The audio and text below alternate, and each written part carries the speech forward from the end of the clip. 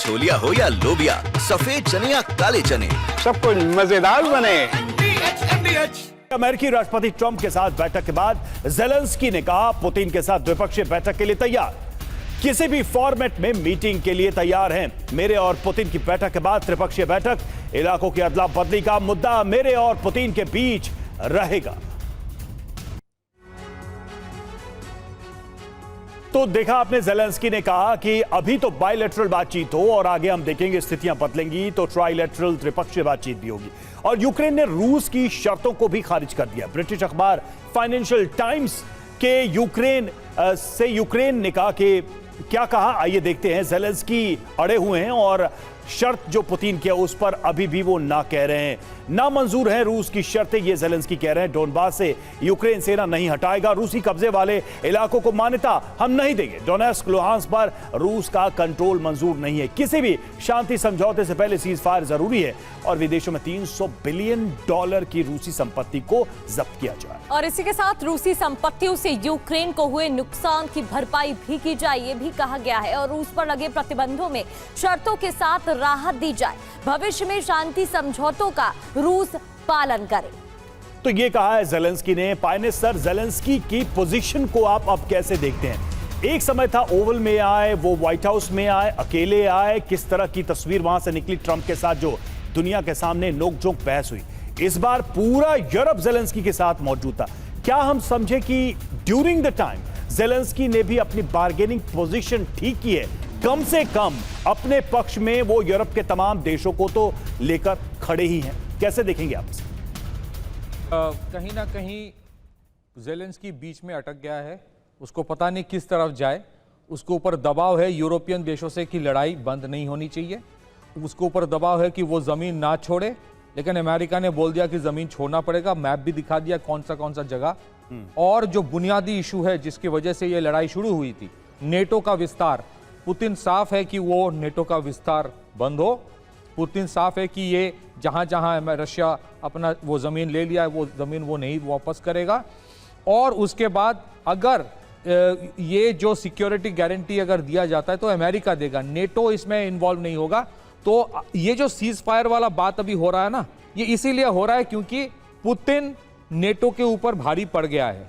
अगर नेटो ये लड़ाई जीत रहा होता तो ये सीज फायर की बात करने इतने सारे नेता। अच्छा पायने सर, एक चीज बताइए, क्या इसके रिजोल्यूशन में, फाइनल रेजोल्यूशन में कोई ऐसी सिचुएशन बन सकती है क्या कि पुतिन को जमीनें मिल जाएं और नेटो की मेंबरशिप या नेटो का जो सिक्योरिटी एपरेटस है वो यूक्रेन को मिल जाए? मतलब जिस चीज को लेकर लड़ाई शुरू हुई थी वो यूक्रेन को मिल जाए और रूस जो बफर जोन चाहता था वो उसको मिल जाए। क्या ऐसी कोई सिचुएशन फ्यूचर में आप देख पा रहे हैं?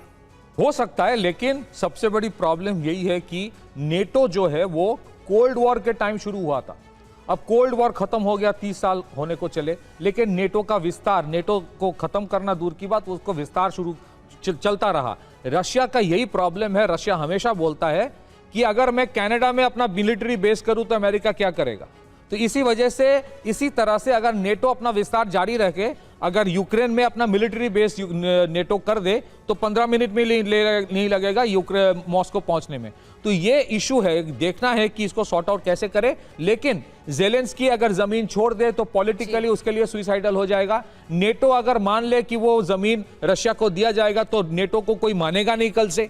और अगर ज़ेलेंस्की राजी हो जाए कि मैं दोनों तरफ से कुछ ना कुछ एक मध्यस्थता करके शांति रखूंगा, तो ये जाहिर है कि इसमें किसकी जीत होगी, किसको पलड़ा भारी होगा पता नहीं अभी। लेकिन अमेरिका से बिजनेस तो करके ले जाएगा।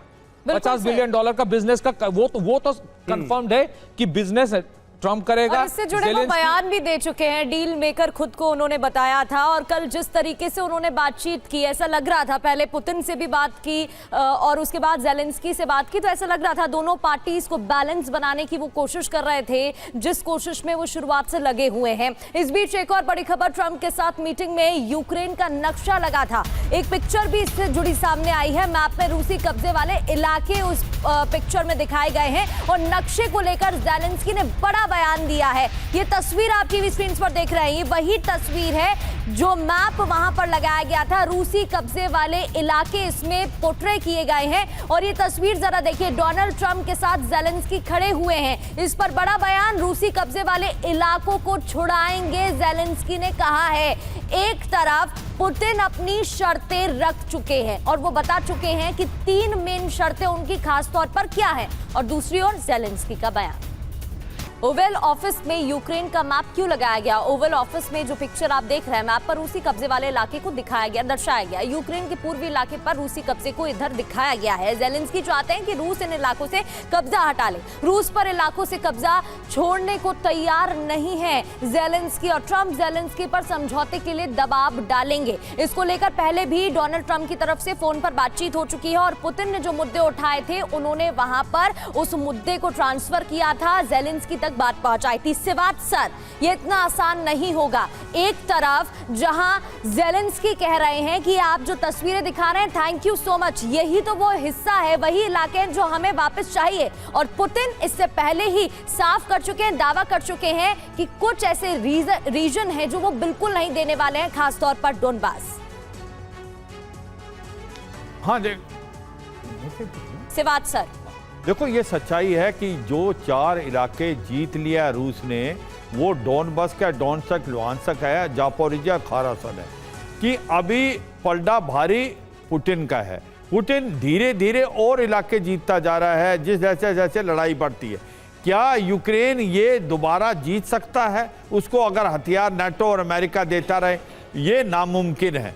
तो फिर अगर लड़ाई बंद करनी है तो गिव एंड टेक करना पड़ेगा। तो इसीलिए मैं जो पहले भी आपको बताने की कोशिश कर रहा था कि कहीं ना कहीं जो इलाका रूस कह रहा है कि वो इलाका वो लेना चाहेंगे, डोनबास और क्रीमिया को एक रेगुलाइज करें, जापोरिजिया और खारासोन पे मुझको लगता है पुतिन मान सकते हैं और कहीं ना कहीं डील ऐसी ही होगी। अगर ज़ेलेंस्की इस पे अटक जाते हैं कि वो 1 इंच भी नहीं देंगे अपना इलाका और उसको रूस को, तो फिर ये लड़ाई रुकेगी नहीं, फिर ये लड़ाई चलेगी और लड़ाई ज़्यादा फैलेगी। मुझे लगता है सोच ये है कि जो रूस की पॉइंट थे उस पर भी ध्यान दिया गया कि इस पे कि नाटो ज्वाइन नहीं करेगा एक प्रकार से यूक्रेन आने वाले समय में, और यूक्रेन को भी बहुत कुछ मिला है। यूक्रेन को एक सिक्योरिटी गारंटी मिली है जो आर्टिकल 5 नाटो जैसी। तो मुझे लगता है ये उसको समझना चाहिए कि अगर जो बातचीत हुई है एक बहुत ही पॉजिटिव इन्वायरमेंट में हुई है, और मुझे लगता है यूरोपियन यूनियन को भी समझना पड़ेगा कि अगर वो पुश करेंगे ज़ेलेंस्की को तो फिर इसका कोई हल नहीं निकलेगा। अभी वो जो सबसे इम्पोर्टेंट चीज़ थी कि क्या इसमें कोई सीज फायर हो सकता है, वो नहीं माने पुतिन और ना डोनाल्ड ट्रंप उसको माने कि इसके ऊपर एक डायरेक्ट पीस डील होगी, सीज फायर नहीं होगा। इसको मद्देनजर रखते हुए मुझे लगता है गिव एंड टेक का ही एक सोल्यूशन है। एक बड़ी इंपॉर्टेंट चीज आती है कि ये जो यूरोपियन के लीडर आए थे, इनके अंदर फिनलैंड के जो अलेक्जेंडर थे वो क्यों आए थे? वो अलेक्जेंडर, उन्होंने साफ बताया कि भाई मैं इसलिए आया हूं, मैं छोटा देश हूं पर मेरा 1100 से ज्यादा का बॉर्डर है वो रूस से मिलता है। तो ये जितने भी छोटे छोटे देश हैं, बिल्कुल सर, रूस को लेकर अब यूरोपीय देशों की आशंकाएं बढ़ गई हैं, चाहे पीस डील हो चाहे न हो। अब छोलिया हो या लोबिया, सफेद चने या काले चने, सब कुछ मजेदार बने।